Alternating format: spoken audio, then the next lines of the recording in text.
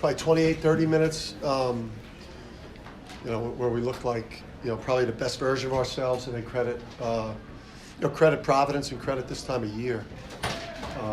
You stop playing for a little bit, or get a little bit sloppy. Obviously, the live ball turnovers, it's kind of been the thing I've harped on. That'll be an issue that could prevent this team from really achieving great things. 21 assists is great, but the 18 turnovers really allowed them back in the game.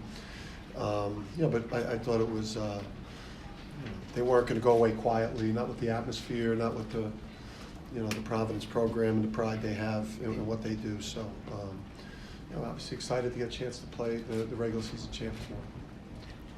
Raise your hand for questions. Mike, right over here. Let's get the microphone to you. Andre, could you just compare and contrast the emotions you're feeling, what you're feeling about the situation as you're building that lead up toward 25-26, then the emotion and everything you're feeling and what you're trying to express to your teammates as you're trying to hold it together when it's cut to 5? Really just trying to stay with an even keel and just really lean on my teammates when it's tough. So like when I was turning the ball over, I was looking at Hawk and looking at Tristan, and they was picking me up, and I was trying to pick them up as well. So just trying to stay together regardless of what's going on. First row over here. Yeah, Coach, is there anything you learned about yourself as this comeback was happening, maybe with how you could have dealt with certain stuff differently? Yeah, I think a technical foul might have been really bad. That might have happened in the past based on, I thought that what got them back in the game was our sloppiness with the ball, and then, also us fouling, and then our inability to, really shoot a free throw in the game. Obviously, they were physical defensively. We played unbelievable for 28 minutes. They made an unbelievable run, and we won the game, and we play tomorrow in the semifinals for the third year in a row. So we're happy about that, buddy. Second row. Coach, besides the win, what are some things that need to work on defense moving forward?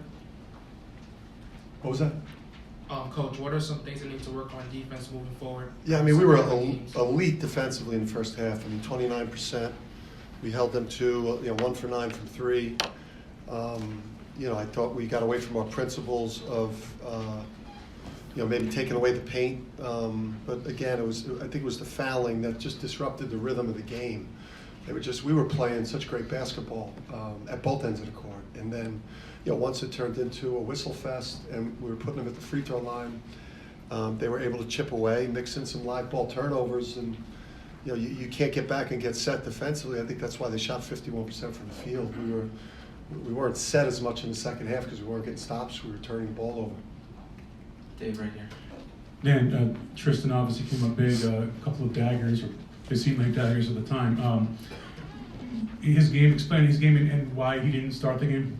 Yeah, just I think in terms of the starting piece, our culture is really important. The way it's a big responsibility in terms of all the things that you do, and just felt like a small message needed to be sent to Tristan and Naheem normally is the first guard off the bench, and he was the last guy in the rotation. So whether you play for the Big East tournament or a regular season game, you got to have principles and try to teach some larger lessons. And usually when players are put in that situation, they have a bad game, and because of the distraction that goes on with that.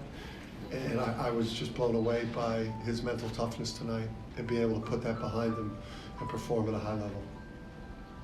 Coach Alex didn't have the best first half, but in the second he really turned it around and hit that big shot with a minute left. Can you just talk about how he's able to... Hey, excuse me for a second. I'm sorry. Just get the phone out. Just turn it off, please. Whose phone is that? What song was that? Okay. All right. Let's get back to questions, please. Joe. Can you just speak on Alex's ability to kind of stay even keeled with the in those clutch moments? Yeah, he had some tough calls against him that put him in foul trouble. Alex has been one of the best freshmen in the country the whole year. He's basically started every game on a team that has played a top 10 type of season right from the full body of work. And we're worse when he's not in the game because of everything he does for us from the offensive end, the cerebral, and he's a much improved defensive player. So we don't function as well offensively, and that played a big part in Providence making a run when he was in foul trouble in the second half. He's been that valuable. He's been that valuable of a freshman in the Big East this year. Second row. Hi, thank you. Coach, I just wanted to ask about Loma Sonogo specifically, because watching that game, he specifically down low in the paint, he was pretty unstoppable. I just wanted to get from your perspective as a coach what you saw from him and what it is that just makes him go. Yeah, it had to be a workman-like performance from Adama today. You guys all right? It had to be a workman-like performance from him today because Croswell's one of the best low-post defenders in the country. He gets incredible leverage. He makes it really, really hard to score one-on-one in the post. So Adama, we needed defense from him. We needed him to get on the offensive glass. We need him rolling in the ball screen game and creating open threes for teammates. Obviously, this wasn't the type of matchup where we could throw it into the big fella as much as we'd like, but I thought he was efficient. Gavin in front. Andre, it seemed like every loose ball and rebound you really had to fight for. What was it like out in the court during that game? It's just desperation. In these moments, it's like you gotta leave it all on the line, or else you're going home. So I think both teams really brought that edge, and that's all it was, really desperation. Dan, you had your parents right there, right next to you. What's that like for you, and what's it like for your dad, and to see if there's going to be feedback after the game? Yeah, I thought they were all too close. He was trying to whisper stuff. When the run was going, he was trying to whisper some things, get this guy out, call a timeout. I could hear him moaning and groaning. I just thought they were too close. They shouldn't be there. They should be back. I hope they're not in the same seats tomorrow.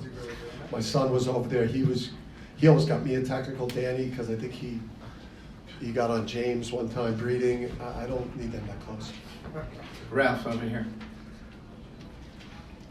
For either of the guys, as that lead is sort of is whittling down, again for either player, you're trying to stay composed. Do you feel a little nervous? Do you feel rushed as they're pressing and that lead is coming down? You gotta stay composed in situations like this. Playing for a championship, you gotta stay composed. They did a great job coming back. Played hard. They feasted off our mistakes. So you just gotta stay composed in that situation. Stay with your team, stay in that tight huddle, and just believe. So. Let's go. Last question, Joe.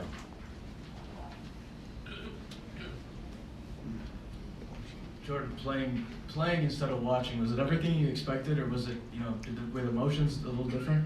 Absolutely, everything that I expected. Last year, I got a good feel for it.